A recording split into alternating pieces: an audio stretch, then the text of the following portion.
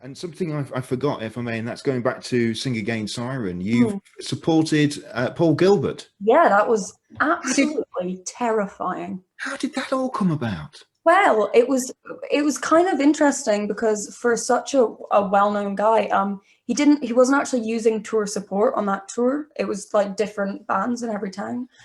So we heard he was coming to Newcastle, and there's the great folks at SSD in Newcastle who run some of the venues. Sort of put the word out that there were, as they do for some Hmm, sports. Amongst bands who had played in the sure. venues before, and we just made it known. We were like, look, I say we. I was like, I want this gig. I was like, give me somebody, please, And so I was like, hey, if you be great if we could do that. And then yeah, just like we found out we were doing it the night before. So, and you can imagine how wildly intimidated I was because I'm all right guitarist. I am no Paul Gilbert, right? I'm not a I think you're more than all right. but I'm not yet like neoclassical shred aficionado. Although interestingly, in this tour, I might ramble on about this some more. He didn't do much of that, and it was great. Hmm, But like Paul Gilbert is such a hero of mine, hmm. so I just really we ended up getting the gig. Found out the night before, had a sort of mad rehearsal at God knows o'clock. And yeah, but I've never played a scarier gig because when you're supporting Paul Gilbert, you know that you're not just playing to like 500 or whatever Paul Gilbert fans or 800, I don't know. You're playing to like 800 really good guitar players. There is not one single person I know who's a fan of Paul Gilbert that can't like shred, you Yeah, know? absolutely. So that was terrifying because I was like, I'm standing up here and every single one of these people, there was like someone dressed as Buckethead, and I was like, oh my God. Oh. I'm not going to be able to get away with anything, you know. Hmm. And yeah, we covered ABBA um, because Malmsteen's done a cover of ABBA, and I was like, that would be hilarious. Let's do that. Luckily, people kind of got the joke. Love ABBA, and Which other song did you do?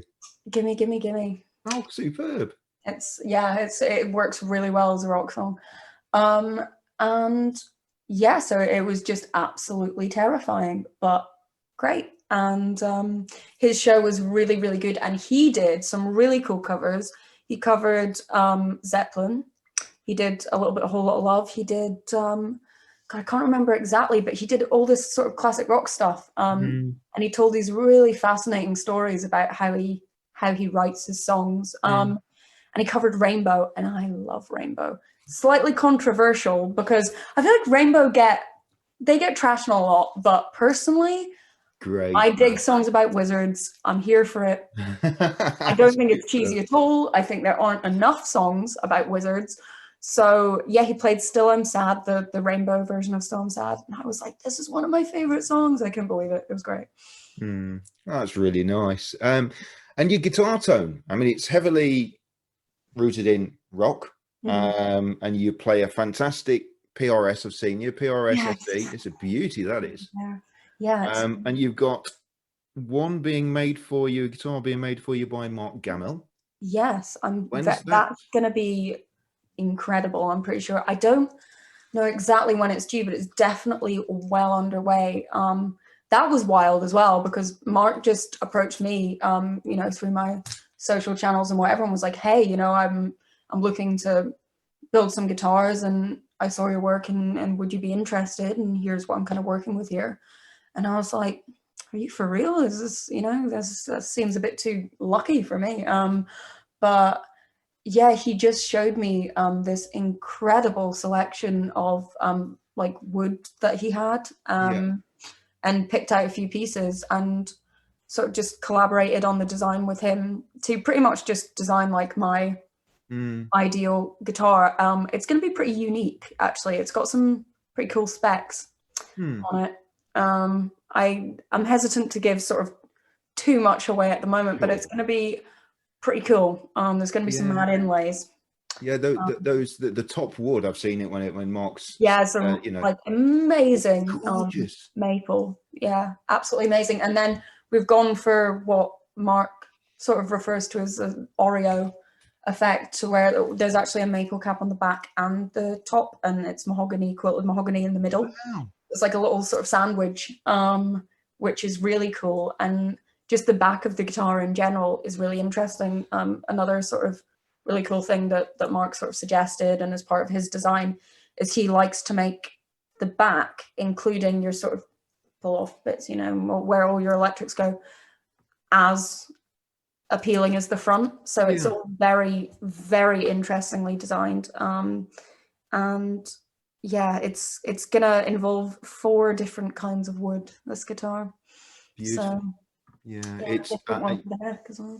You'll absolutely love it. I Can't wait. when in 2016 when I had mine done, and I'd seen Rob Williams Guitars, who made mine. I'd seen his work back in 2003, and it was kind of, at the time, it was out of my price bracket. But I was like, one day I'm having a Rob Williams guitar. In 2016, I went for it. Yeah. I put down a big deposit, and I wondered how the hell I was going to pay it back, but I paid it back. And yeah, just that attention to detail and running through it with the builder, it's phenomenal. It's a lovely and I think experience. it's making just the experience of having this guitar crafted that's for you. I mean, knowing that it's really your guitar, and amazingly, I was able to I gave some wildly specific specs, and also like I'm having my own. Well, we designed an inlay scheme, you know, for me that's kind of like an alchemy theme into my esoteric art. So.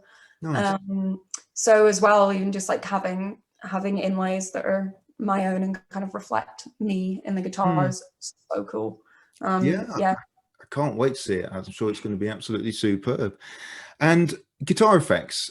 Do you use many guitar effects? Well, I'm about to horrify you here, because honestly, and I do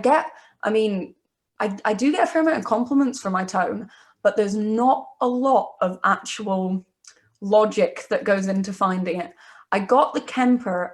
So many of my choices with guitar effects come out of the fact that I have no money and haven't for a very long time. And the Kemper, I know that sounds strange because Kempers are, you know, in the higher price end. But with the Kemper, what it was I had my little practice amp that I'd got as, I don't know, like a birthday present or something like that. I think, again, this is like because I started playing at the time where like your parents aren't really going to buy your stuff anymore. You know what I mean? Sure. So I was like, I can't afford to get a decent cab, a decent head, and a bunch of pedals. That's actually going to cost way more. I was like, I can't do that, you know? So I just worked like 12 hours a day for 3 months solid, and was like, if I get a Kemper, not only is it really super light for taking into venues, because like I'm 5'4", I'm not a huge roadie. I don't want to. I'm all for like, you know, proper tube amps, but I'm not all for the heavy lifting. So, so I was like, I can get this, I can record with it, I can do all that, and it's kind of going to do everything. So, when I'm kind of approaching tone, it's totally just letting my ears guide me.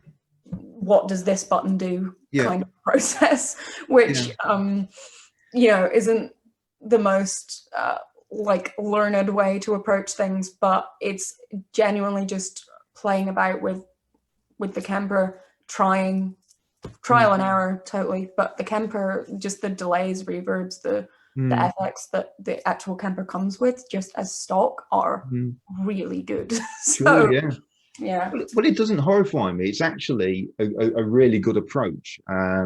And there's a guitar builder called Franco, and he makes some fantastic guitar pedals. And we interviewed him, and he was talking about, Franco's a huge Jimi Hendrix fan. So, and Franco is all about the connection between the guitar and the amp, just the two. That's it. A cable. That's it. And I have to say, even with that thing, you know, take my pedal board out of the equation, it sounds best when I've just got the cable in, turned up, and it's just different.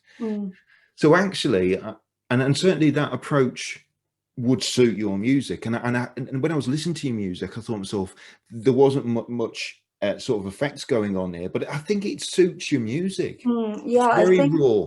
It's one of those things where it's totally grown out of what I've had access to.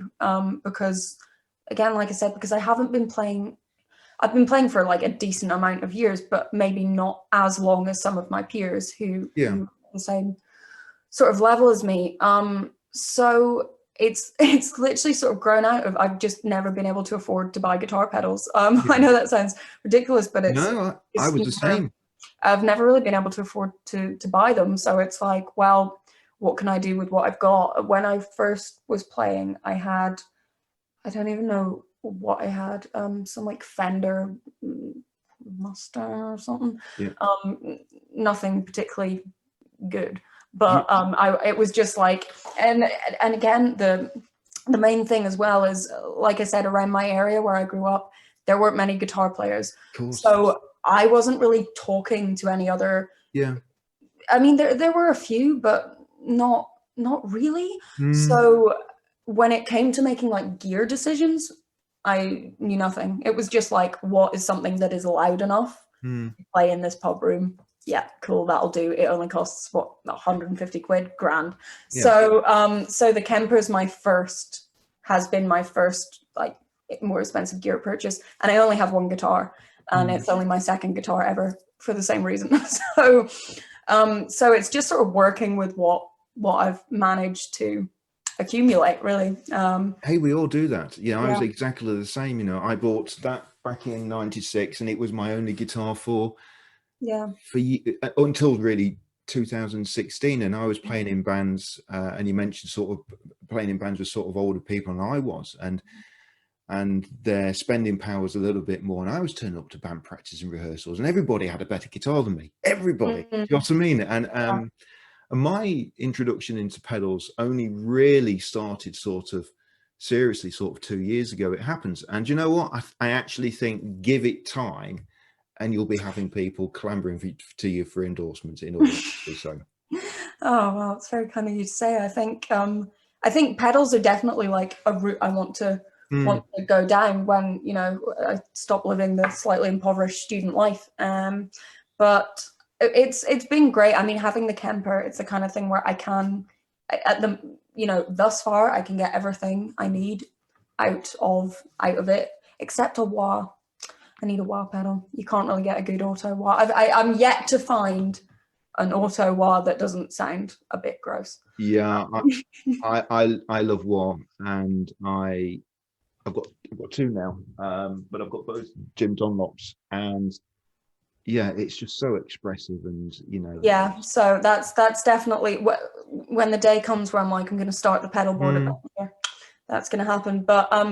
But when it comes to tone as well, particularly on the covers, what's kind of funny about it is I'll get like a positive response to my tone on some things, on the page stuff or whatever, and oftentimes I have put the most hideous EQ on to actually get that like vintage sound, because I think a lot of those vintage recordings, they only had certain tools at their disposal.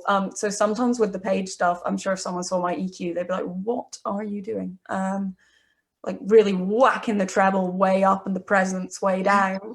Sometimes you have to do that. Yeah. And it's I mean, I run my EQ fairly sort of 12 o'clock-ish. But yesterday I was playing around with various things. I had them. I mean, that's already quite a mid-rangey amp, but I was turning the mids up, and sometimes you have to do it. You just have to play around and find new things. Yeah, and I totally, when it comes to tone, I just totally let my ears like lead me, really, and just mess about until it's right.